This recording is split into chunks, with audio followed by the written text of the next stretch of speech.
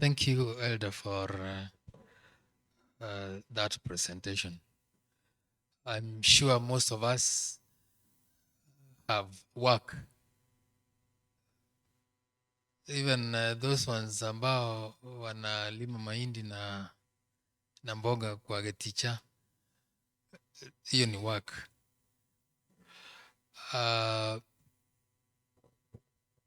When we are working for our employers, how faithful are we in whatever that we are doing?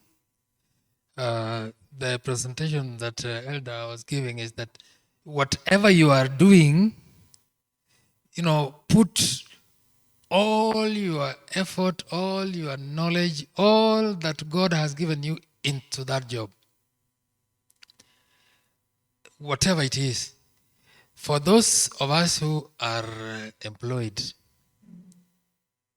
it's a challenge I just want to throw to us to think more about that.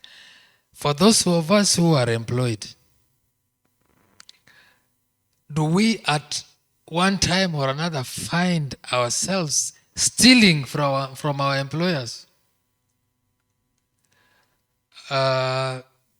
You are supposed to work 8 hours a day. In those 8 hours, how are you utilizing each hour of the 8 hours in a day? Because if I'm supposed to work 8 hours, I go idling there and beating story and occasionally going out doing my errands at the time I'm supposed to work for my employer, I am stealing from that employer. Is that edifying God?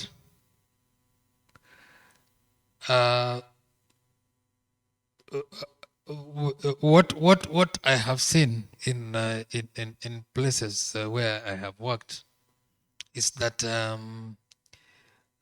including myself, I'm given an assignment, nifanye nikimaliza, instead of going an extra mile doing something else because there is something else to do for my employer, nitasema sasa hiyo imetosha, niende kufanya errands zangu.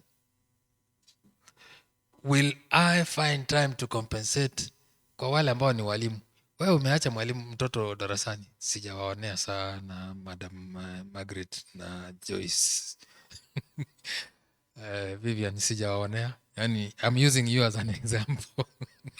Those of us who are teachers, you have left 40 children in class, you have to do your own things. Sometimes not even doing your own things, you are in staff from being story. And there are 40 children waiting for you to teach in class.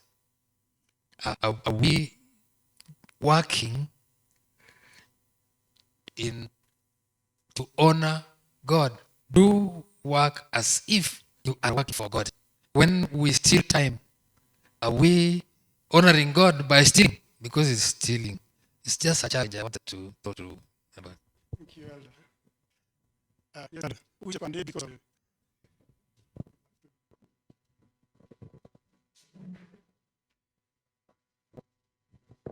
Thank you, Elder, for such a wonderful, insightful sharing. And I'm just re-echoing what my fellow elder was talking about. When we realize that whatever work we are doing it as if it's a form of worship, and if we are doing it for our God. If I will ask us to turn to the book of 1 Peter 4, verse 10 and 11. And actually, this one, it says that each one, I'm from New International Version, each one should use whatever gift he has received to serve others, faithfully administering God's grace in its various forms. If anyone speaks, he should do it as one speaking the very words of God. If anyone serves,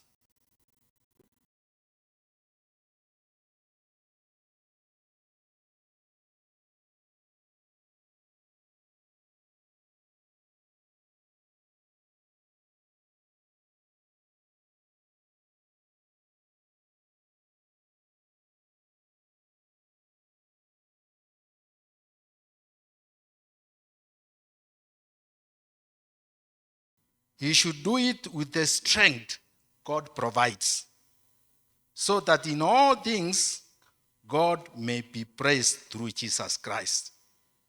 To him be the glory and the power forever and ever. Now here, what we are seeing here is when we serve God or we do any kind of work, whereby we have at the back of our mind that is we are doing it not for our sake, not for put that nafanya niweke chakula kwa mesa, but we are doing it for the glory of God. We'll do it with excellency, we'll do it with integrity, and we'll do it with a motivation.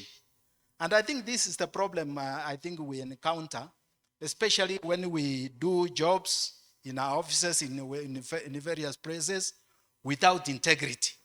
But when we consciously do this, as the text is saying, we do that work with a lot of integrity and honesty. Because what will be happening is we'll be reflecting that we are doing it for the glory of God, as the text is saying. So in essence, what I'm saying here is that practically we are called to the scriptures to remember that whichever work we are doing, whichever work, we do it for the glory of God. And once we are doing it, it will call for that work, we'll do it excellently, we'll do it with integrity and with honesty. May God bless us. Thank you. Any other? Following up on what El has said, let me ask a question. These bits are technology sometimes. The question is, why does mediocrity dishonor God? Why does mediocrity dishonor God? You can get hints from Malachi 1:6. Why does mediocrity dishonor God? I need a response from Romans. Just give me your